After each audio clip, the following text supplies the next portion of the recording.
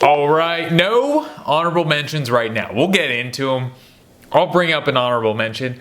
Tell me this. Should I start from 1 and then go down to 10? Because more than likely, you know who number 1, maybe number 2 is. So is it more interesting to go all the way to the bottom where you're hoping your guy is on the list, right? Is that more interesting? Is it like, oh my God, better be number 10, or I'm going to be really upset? Please tell me. But I'll probably drop who I think I'll mention some names where you'll think that guy's not on the list because I brought him up. Carmelo Anthony, for instance, 35% from the 3-point line. Doesn't make the list. It just doesn't. Great scorer. He has a lot of total points, and that is definitely factored in when I came up with this list. So, number 10 is Kyle Korver. JJ Redick almost had this spot because I needed one sharpshooter guy who 11,000 points, that's not that much. I think Carmelo Anthony's like 28,000 points in his career. You'd think he would make the list. But this is accuracy. It's a lot of accuracy, but it also factors in total points, so Carmelo doesn't make it, and Kyle Korver does. So Kyle Korver's 3-point percentage was 42.9%. It's one of the highest of all time. It's not the highest of all time, but it is the 7th all-time 3-pointers, 3rd in percentage for Kyle Korver. Played 17 seasons in the league. He has the single season record for 3-point percentage. That is why he is on this list. Does he have loads of points scored? No. But he was consistent, and he was an all-star. Another reason why he is not on this list. Why he is on this list and JJ Redick is not on this list. Those guys are almost synonymous, right? They feel so similar in look and in style of play that I get them confused sometimes in my brain. There's an overlap. So 46.4, not the greatest 2-point shooter, but he's shooting long twos. A guy that's that size, plays at the wing, isn't getting easy buckets like a Rudy Gobert or something. So I didn't factor in true shooting percentage either, or effective field goal percentage. I decided not to. True shooting percentage is always warped because Rudy Gobert has the best true shooting percentage. It's going to warp it. It's going to change it. You're not going to like it. It's not going to be, does it take much skill to shoot a bunny, to shoot a layup? No. So that's not going to be on the list. This is distance shooting is really what it is. So Kyle Korver is the quintessential sharpshooter that is making the list based on his percentages, and that is why he is there. And he was an all-star. I don't think he never won the 3-point shooting competition. He never did. Was he in it? Did he enter a few? I don't know. Peja Stojaković. Why is he in the list? Okay, so Peja is one of the guys that sort of was the predecessor of, I'm going to shoot a lot of threes. And I had to refamiliar. I was a big Kings fan back in the day when they played I liked the Lakers, but I remember rooting for the Kings. I think it was 2000. It was the year that Tim Donaghy bet on the game and then fixed it. And the Kings didn't make the Western Conference. That was the Western Conference Finals, and they did not make the finals. Kobe has a really good interview. It was with the Pardon My Take guys, and he says they missed a lot. The Kings missed a lot of free throws in one of the games, and then Kobe says, well, they missed 13 or whatever free throws in Game 5. Maybe you should be checking their bank accounts. Maybe you should be checking their game logs. Maybe they were placing bets, which I think was the best response. Because Kobe also says, it's a fact, Tim Donaghy had rigged that game. I'm not going to argue that. That is something that happened. Everyone knows. It's verified. But they also missed 21 free throws in Game 6 or whatever it was. Which I think was... Listen, I'm not a Kobe Glazer like the rest of Los Angeles, but that's probably the best response you can give, because you give credit where credit is due, and you also accept the fact that, hey, we had an unfair advantage. But also they missed 21 free throws. And, there's nothing that any handicapper could do about that. So... Peja was a clutch shooter. I went back and I watched a lot of Peja tape, especially the clutch shots. They're twos. He is a great 2-point shooter. It's wild to me how much players used to shoot twos back then that would now shoot threes. Based on the math that we know now, You should shoot a 3-point shot. You shouldn't shoot a 2-point shot. Peja did not know that, and you can tell. A lot of the clutch shots that he had were 2-point shots. He averaged more All-Star games than he had 3 All-Star games. That is why he is higher up than Kyle Korver. That is why. And he's a champion. He was on that Mavs team. And he was clutch when he was on that Mavs team. So that is why he's number 9 on the all-time scoring list. Please, I really enjoy the comments. So if you can tell, hey, my guy's not going to be on here, please tell me what I got wrong. Because I am a casual fan. This is not my job. 2-time 3-point contest. I factor that in. I think it's important. I think the playoffs are important. I think championships are important. I think total scoring's important. And a little bit, not a lot, but the 3-point champion contest does matter to me. So, and he won it twice. So, I had to give it to him. Dirk, mainly on this list, points scored. Okay? I can kind of go in. I don't want to get too much into the history and this guy changed the game. Because who cares if he changed the game? We're really going with who had the best skill as a shooter. Okay? So, don't think that I'm like, this guy, at the time, compared to his peers, he was really good. No, Dirk was amazing. Does he rank in all-time scoring? He is 6th in all-time scoring, 31,000 points. I forget how many years did he play in the league. I don't have it up here. 14-time All-Star, though. NBA champion, 50-40-90 club. He's the first guy on this list that was part of the 50-40-90 club. 50% for your, not career, 50%, this is one season, single season, I should say that. 50% from field goal range, 40% from 3-point range, and then 90% from free throw, which seems to be the hardest one to do, is the free throw.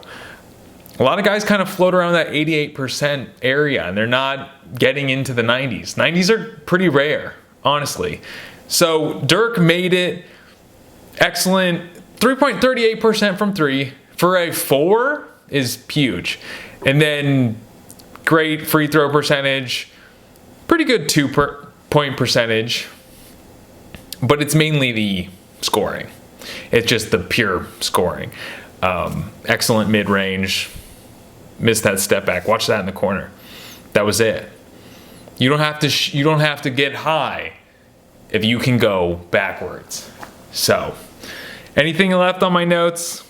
I would say he's the best shooting big. If you consider a 4 and a 5 a big, I would say he's the best shooting big of all time. I don't think that's a crazy thing to say. Let's move on. Klay Thompson, I had to put him on the list, even though he's not done. That's the thing. He isn't done, and I have a question for you, okay? So right now, in terms of 3-pointers made, Damian Lillard has made more 3-pointers than Klay Thompson. James Harden has made more 3-pointers than Klay Thompson. Does Klay catch those guys in 3-pointers made? It's a tough question, isn't it? Who is going to, by the end of their career, have ended up making more 3-point shots? Because Dame is probably going to put up more. Klay is probably going to make more. Well, maybe not. Damian Lillard is going to end up with more points, but he's going to end up with a lot more points closer to the basket, while Klay may end up with more 3-pointers. So I think all 3 of them are going to get past Ray Allen. That's my thought. So they're all going to be in the top 5. But where does it all shake out? I think Klay ends up as the second most 3-pointers made in his career, right next to his brother, Steph. I'm so excited for this season with Klay Thompson. The best thing that could happen is him not re-signing with the Warriors, and we get a really interesting season. I didn't want to watch another mediocre Golden State season. I want to watch a Klay revenge season. So, and his records are big. So he's going to move up this list. I could see him being number 2. But at this point in time, second most 3-pointers in playoff history, next to Steph. I think I read something off here. Most threes in a quarter, most threes in a game. I think both happened against the Kings. You remember that. Y'all know. But he didn't even play in the fourth quarter. What could have been?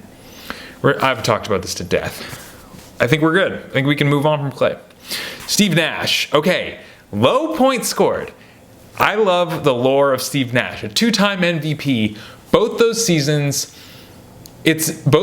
were not the lowest amount of points per game averaged by an NBA MVP, but they were very close. There is someone else who actually averaged less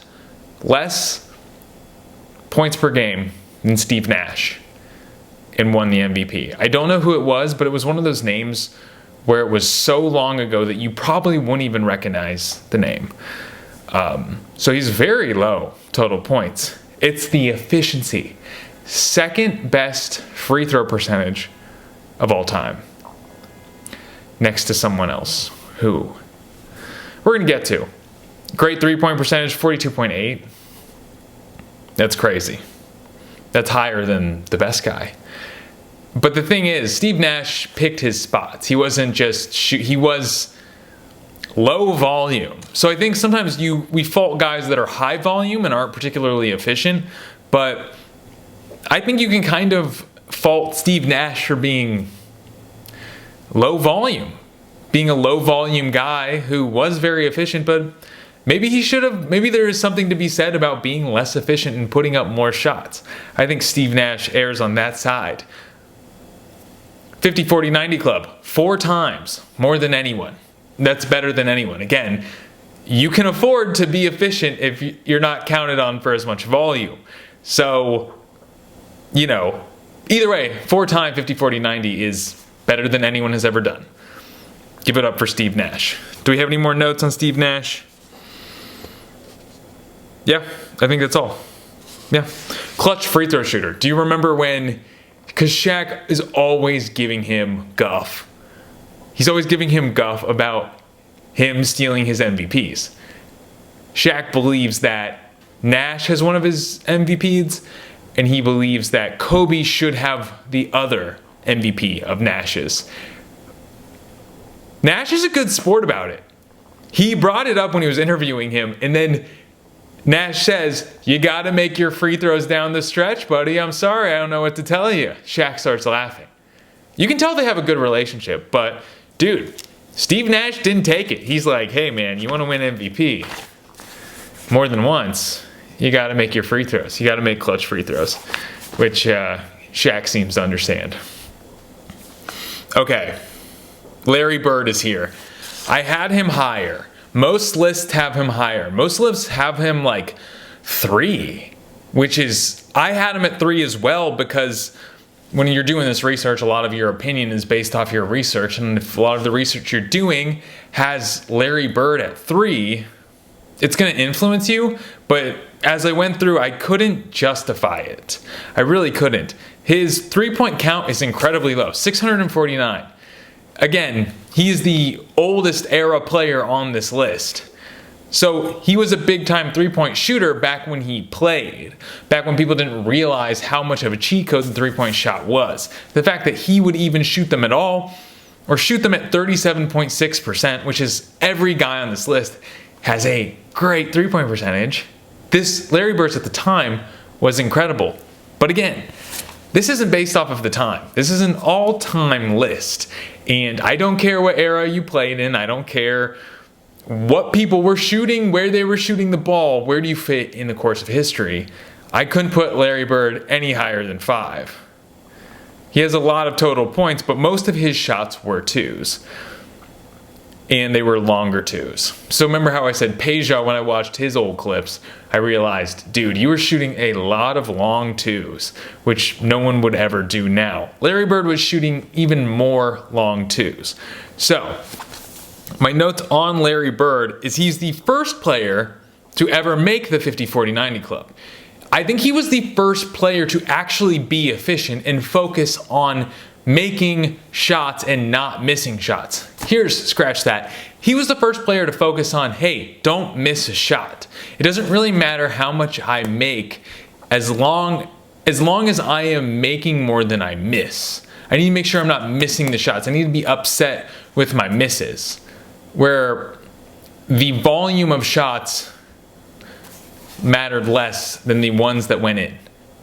He was the first player to focus on efficiency. I don't know why it's taking me so long to say it. He was the first player to say, hey, I got to make sure I'm making the shots that I'm taking.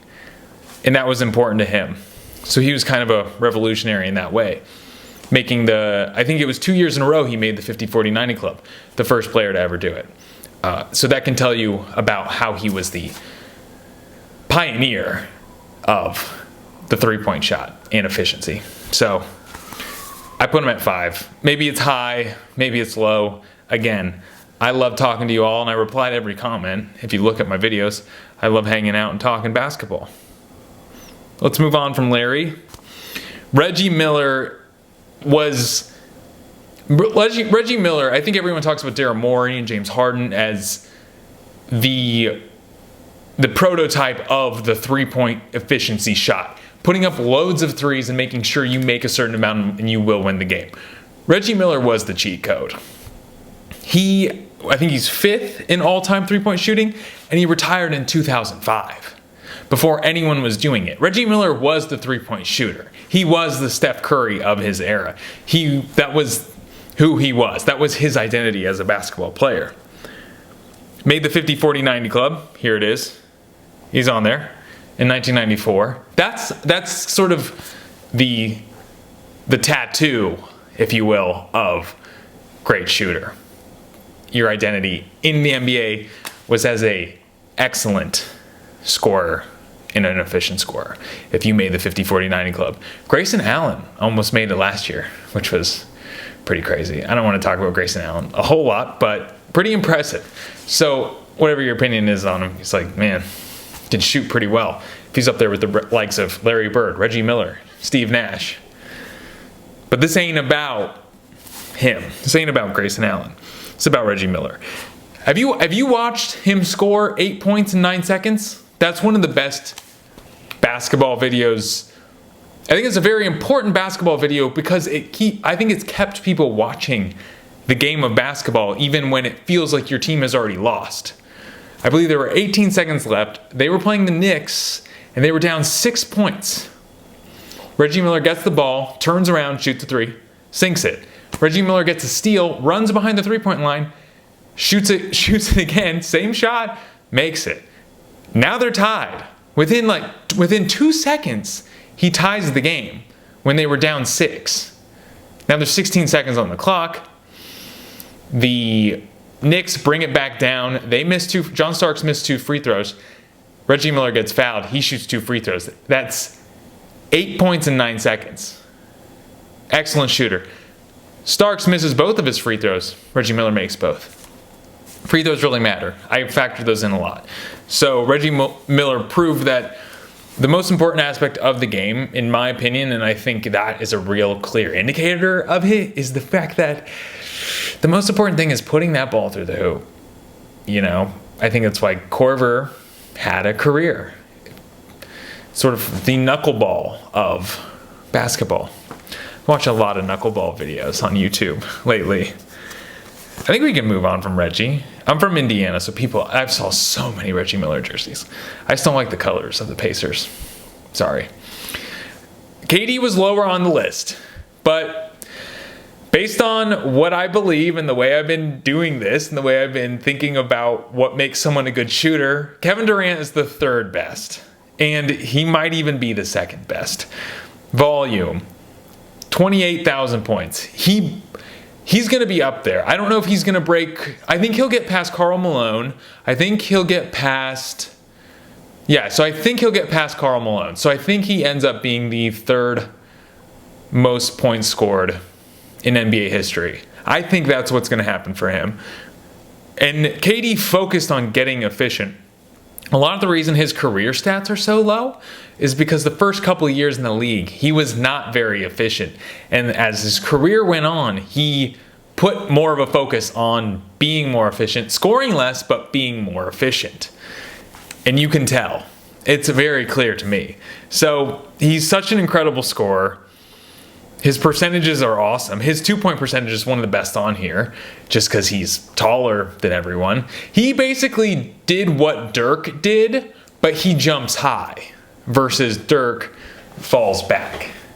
So, revolutionary. And then 88.4 free throw percentage, 38.7. Leaves a bit to be desired, but like I said, the beginning of his career, his percentages were low.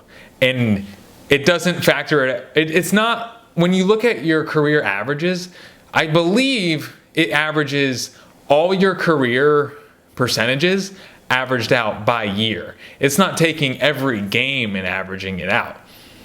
So those first couple years for Kevin Durant brought his career stats down. Again, though, a lot of times he doesn't take buzzer beater threes because he doesn't want to mess up his percentages. So maybe we call it a wash. Maybe he should shoot those buzzer beaters. Have you guys seen videos of KD waiting, not shooting a buzzer beater because it's a low percentage shot? I don't want to mess it up. Have you seen those? It's on my other channel. Watch my other channel. I talk about it a lot. So, do I have any more notes on KD? 2-time 50-40-90. But yeah, 2-time 50-40. He's got 2 tattoos saying I'm a good scorer. I think we can move on from him. Who else do we have? Ray Allen, one of my favorite NBA players. Of course, we all know. I think I gave him bonus points for Game 6, 2013. I factored in the playoffs. The stats here don't factor. It's all regular season. But I factored in the playoffs. The Chris Bosh rebound. Don't forget the Chris Bosh rebound to the Ray Allen three-pointer that kept the Miami Heat from losing in the finals against the Spurs. Don't forget about it. And then they came and they won Game 7. The Heat did. So I gave him. And then he also held the all-time three-point record for, 10 years? 7 years? Something like that?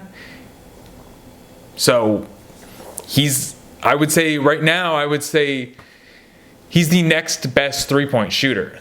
He was 40% from the three-point line. And Steph, who we're going to talk about, was 42%. And Ray Allen is old. He came from a different era, a less three-point heavy era, sort of a little bit past Reggie Miller, but Ray Allen sort of surpassed Reggie, and Ray became the three-point god, the three-point king. He had his time, so that's why I have to give it up for him. Let's see, 18 seasons. He was very durable. I'm going to include durability in this because I think it matters. He was 2-time champion, and he played a lot, and he was consistently nailing threes. He only, one season, he only played 29 games. All the other seasons, he played most of the games. So, did I factor durability into this three-point or this shooting list? I did, because I think durability matters in all aspects of the game of basketball. I do. Do I have more notes? Second most threes, obviously. But I do believe James Harden, Damian Lillard, and Klay Thompson are going to pass him, I think. I could be wrong. I don't know. Oh, he's won the three-point contest. Somebody won the... I think I forgot to mention. Larry Bird won the three-point contest 3 times. I cut off his accolade list a little early. But he won it 3 times. I think there's a lot of videos of him shooting. That was his trick shot. That was back when it was a trick shot. So, I don't know. I think he's won it. I would assume he's won it the most. I'm screen recording my Google slide. I can't tell you right now. So how about you go look it up for me? I'm not going to look it up later. Steph, of course, is number 1. So far ahead in all-time threes made. Look. Remember, it feels like just yesterday he passed Ray Allen for most three-pointers made.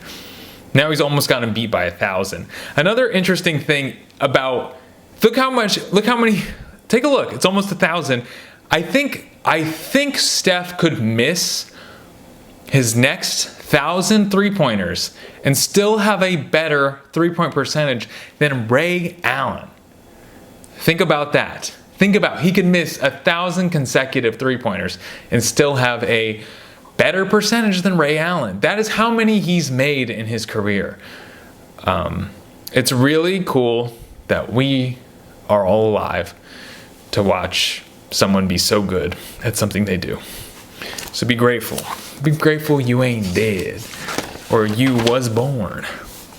So let's talk about a couple of things he's done. Most games with 9 or more threes. Why 9 or more threes? Why not? Does he hold the record for 10 or more threes? Golden State Warriors website doesn't say. They chose 9, so I'm assuming he doesn't hold the record for most games with 10 or more threes. I don't know. Not sure. 402 threes in a season. That is the most threes in a season. I believe he's broke his own record twice. Because I remember when he broke the record, everyone thought, wow, how could anyone break that? Oh, and then he broke it again. Like, what the? Again, a generational player that changed the game of basketball. I'm hoping we get a 4-point. How do you guys feel about this 4-point line? I'm here for it. Make it a 5-point line. I enjoy watching three-pointers. I don't know who these people are that are saying, I don't want to watch guys shoot threes anymore, man. Put the ball down in the paint, watch them bang. That ain't me. I like three-pointers. I think they're fun. There's a lot of anticipation when someone push up a three-pointer. They shoot it, the ball hangs for a while, a little bit of, yeah, bang. The other kind of bang. The Mike Breen bang. Highest free throw percentage in NBA history. And I'm sure that factors out guys that made it into one game, shot a free throw and made it, and their free throw percentage is 100%. I'm sure there's some sort of criteria to make that list. So Steve Nash has the second highest free throw percentage of all time, and Steph Curry has the highest free throw percentage of all time. So it's an interesting time because Steph Curry is always going to be, until we're all dead, I'm assuming, maybe I'm wrong, until we're all dead, no one's going to be arguably even a better shooter than Steph Curry. And also, no one's ever going to outscore LeBron James while we're all living. It's very bizarre, but of course we also thought Tom Brady, no one's going to outdo Tom Brady. Now there's a guy on trajectory to maybe outdo Tom Brady with what Tom Brady did well.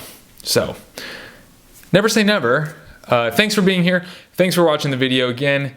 This is old stuff, so if you want to correct me, if you have other ideas on what you think makes a good shooter, let's talk. Let's have a conversation. Be good to your mother. Eat a corn dog.